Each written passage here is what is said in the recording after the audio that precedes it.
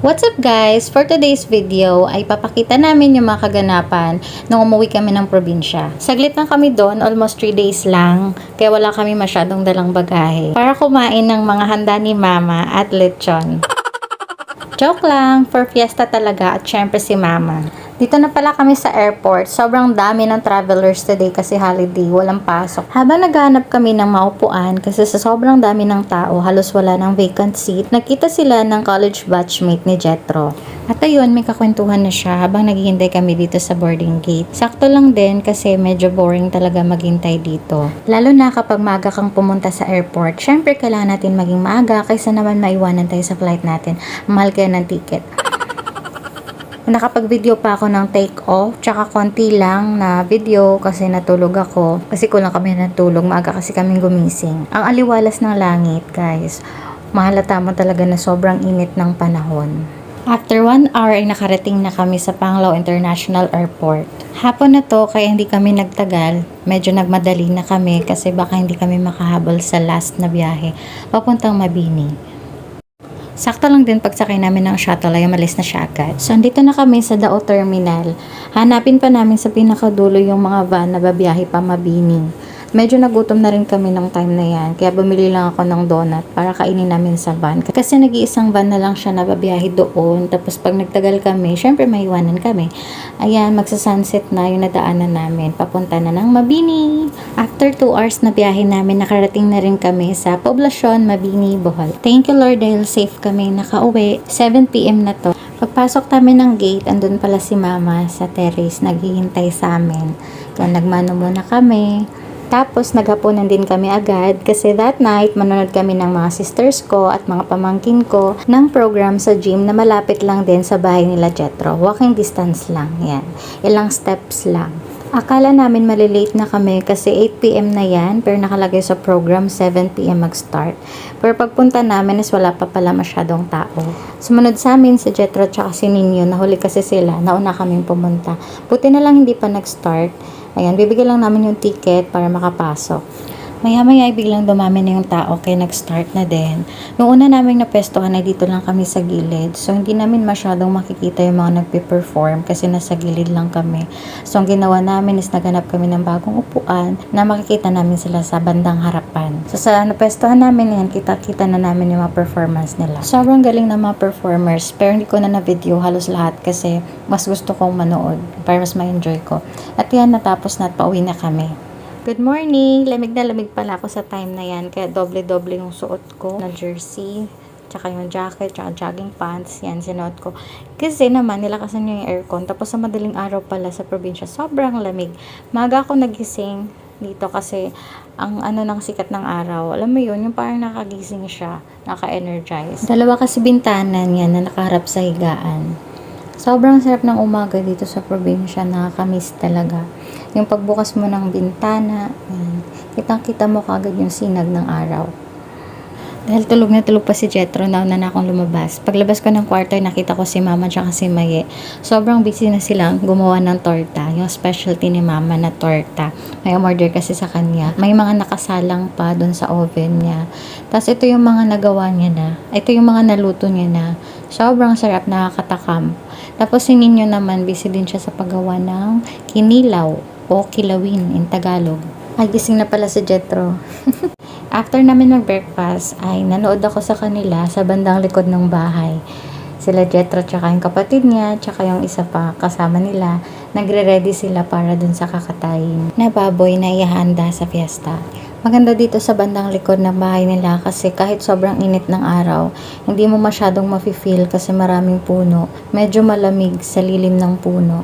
Ito yung sobrang namimiss ko kapag nasa syudad kami kasi wala kaming makita halos doon ng mga puno. Nung bandang hapon naman ay pupunta kami sa sementeryo kasi di pa kami nakadalaw. Bibili muna akong kandila dito sa tindahan. May nabili na kasi kami kanina doon sa bandang unahan pero kinulang kasi naubusan. Ito pa lang yung unang beses na dumalaw kami na nailipat na yung libingan nila mama. Dati dyan sila.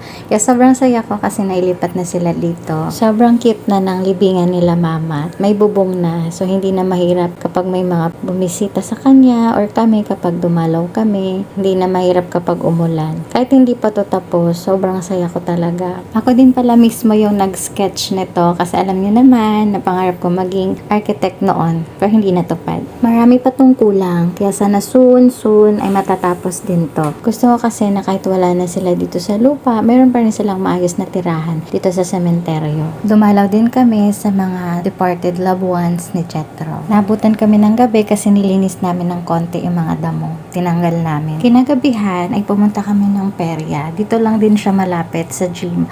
Wala kasing program, kaya try lang namin maglaro dito sa perya. Namiss ko na rin kasi maglaro dito kasi nung bata pa ako, naalala ko, iniiyakan ko pa to. Humingi ako kay mama ng piso. Kasi dati, yung ginagamit lang is 25 centavo. Pero ngayon ay 1 peso na. Kaya parang bilis mo ubos. Tapos, ang lalaki na ng lines, yung makapal na siya. Kaya, yan si Jetro din. Pero, nag-enjoy naman kami. Yan. Yan yung iba pang mga games. Tinry lang namin yung isa. Yan, yung sa parang drop ball. Naalala ko dati tawag dyan drop ball. Dahil di pa kami inaantok, pumunta kami dito sa high school alma mater namin. Meron kasing alumni homecoming. Nag-reunion yung mga by batch. Pero wala yung batch namin. Ang tahimik ng batch namin. Pero sumilip lang kami dito. Nakiosyoso. Ayun, nakita namin may banda sa loob. Ang saya-saya nila. Sayang, wala yung batch namin. Kung kailan nakauwi kami ng fiesta. Pero sa pagkakalam ko, si SMI ay meron namang yearly na alumni reunion. Sana next year or sa mga susunod na year, pag active na yung batch namin, makaka-attend kami. Ang ganda pala ng Santa Monica Church sa gabi kasi may pailaw na siya. Good night! Day 2! Ito yung bisperas na ng fiesta, kaya busy na ang lahat. Tapos panata ni mama na magpa-pray siya kay Santa Monica. Kaya yun sila. Busy din sila dito sa dirty kitchen. Mga nagluluto ng mga ihahanda mamaya. Yan si Jetro. Ay guys, nagtanggol ko din guys. Ay, trabaho na po mo. Pinsa guys. Otot. Maol. Isa taninatan. Ayun, naka-reading ng mga handa kasi malapit na mag-lunch. Tsaka kain na rin yung mga nag-pray kanina kay Santa Monica. Chinap na rin muna ni Jetro yung lechon para hindi na sila mahirapan mamaya pagkuha. Diyan na rin yung mga bisita ni Mama. Yan. Happy eating! Nung hapon naman ay sinama kami ni Ate Jean kasi gusto niyang mamasyal doon sa Pearl of the Ocean sa Delmar.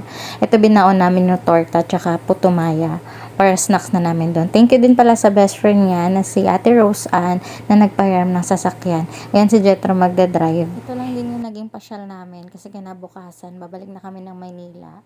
Tsaka family bonding na rin sa mga ate ko tsaka mga pamangkin ko. Nasa Mabini lang din yung Pearl of the Ocean sa Delmar lang yun. Bagong bukas yun pero nakapunta na kami doon last year. Pero hindi pa siya tapos, under construction pa yun, kaya wala pang entrance fee. Marami palang nagtitinda dito sa harap ng merkado, may mga ukay-ukay, pero may iba naman brand new. Nakahilera kasi bisperas na, marami ng mga dumadayo at mga mamimili. Ito yung pinakasentro sa Mabini. Next naman sa poblasyon ay ang Kawayanan. Dito kami nakatira mula nung grade 5 ako kasi dati rin kami nakatira sa poblasyon. Lumipat lang kami dito mula nung namatay si tatay. Next ko nang na-video ay ang Cabulao. Hindi ko na na-video yung ibang barangay kanina. Ito yung pala yung magandang simbahan dito sa Cabulao. Tapos yung San Roque National High School. Nadadaanan din siya papuntang Pearl of the Ocean. Bandang 3:30 PM na to pero sobrang init pa din. Pero sakto lang din yan pagdating namin doon mga 4 o'clock na hindi na masyadong mainit. Tsaka pangitin kasi kapag madilim na, hindi namin makikita masyado yung view kapag madilim na. Pag ganyan, malapit na yan, marami ng trees. Ayun na pala yung Pearl of the Ocean, natatanaw na siya mula dito. Nasa tuktok kasi siya ng bundok. At yan, nakarating na kami. So, sa bandang baba, mababasa na agad kung magkano yung entrance fee. So, 20 pesos for adult and 10 pesos for children. Tinatawag din pala itong 155 steps view park kasi yung steps ng hagdan niya is 155. May nabasa din pala kami na food and drinks are not allowed. Magtatanong sana kami kung paano or anong gagawin namin kasi may dala kaming food pero wala palang tao dun sa baba, sa kubo. So makit muna kami baka dun sa taas. Dinala pa rin namin yung torta namin at putumaya kasi baka may babayaran lang kaming corkage sa taas. Sayang din kasi kapag iwanan lang namin baka masira lang doon kasi sobrang init pa naman. Buti na lang may dalang payong yung pamangkin ko kasi sobrang init pa. Advisable din talaga magdala ng payong kapag sobrang init pa. Tsaka tubig kasi nakakahingal umakyat. Pero meron pala sila ditong mga kubo kapag nakailang steps ka na para pwede kang magpahinga muna bago ka ulit umakyat. Then nag-continue na ulit kami sa pag-akyat pero meron pa rin ditong isa pang kubo na pwede ka ulit mag-rest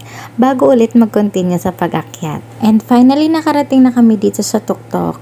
Ayan yung view, kitang-kita na yung mga bundok. Dito mo na magbabayad ng entrance fee. Tsaka yung corkage fee pala dun sa dala naming food ay 50 pesos lang.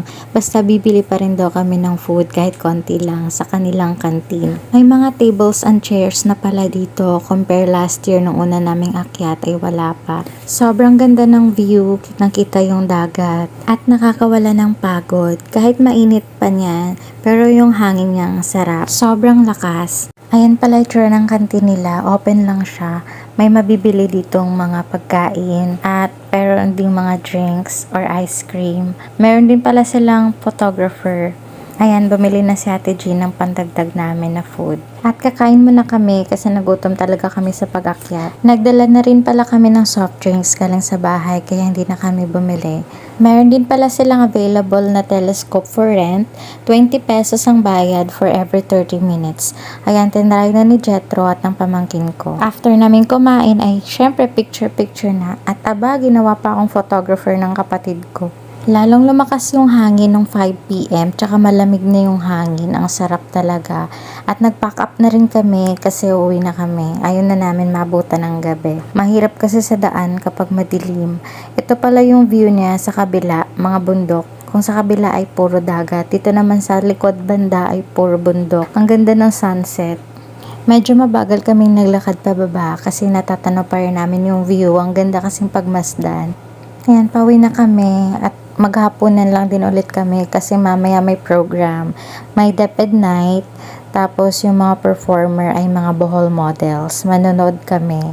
Papunta na kami ng gym. Wala palang bayad ito kasi free lang. Ayan, marami na palang tao sa loob. Tsaka nag-start na nung pagdating namin. Pag uwi namin, dito kami sa kabila dumaan. Kinadaanan namin itong mga ukay-ukay na nire-ready na para ibenta sa fiesta. Good morning, day 3. Ito yung araw na pabiyahin na rin kami pauwi ng Maynila. Pero dumaan muna ako dito sa bahay namin sa Kawayanan. Ito yung simpleng bahay namin. Andyan pala si Ate Jean nagpupulbo. Tapos di ko na ipakita yung kwarto kasi may natutulog pa. After namin mag-visit sa bahay, nagsimba na rin kami. Ito yung official mass para sa kapistahan ni Santa Monica, officiated by the bishop and more priests. Pag uwi namin galing church, nag-lunch lang kami saglit. Tsaka naka-impake na rin kasi kami last night, kaya ready na kami. Ihatid pala kami ni Uncle Raul, tsaka ni Auntie Lorna sa Kandihay. Kaya thank you so much Uncle and Auntie, kasi natid kami doon sa sakayan. Magko-commute lang kami. So doon kasi yung sakayan ng mga van papuntang Tagbilaran. Mga 20 minutes lang kami naghintay at yun nakasakay na rin kami. Favorite spot ko talagang umupo sa may window banda kasi gusto ko nakikita yung mga nadadaanan na view. Dahil summer na, hindi na puro green yung nakikita ko. After 2 hours na biyahe, nakarating na kami sa Dao Terminal. Andito na rin yung shuttle na sasakyan namin papuntang airport. Dito lang yung mga na-video ko. Hindi na ako nakapag-video sa airport tsaka yung flight namin kasi gabi naman na. And we're back in Manila kasi kailangan natin mag-work. Thank you Lord for the safe flight. At yun lang yung videos namin. Thank you for watching. Bye!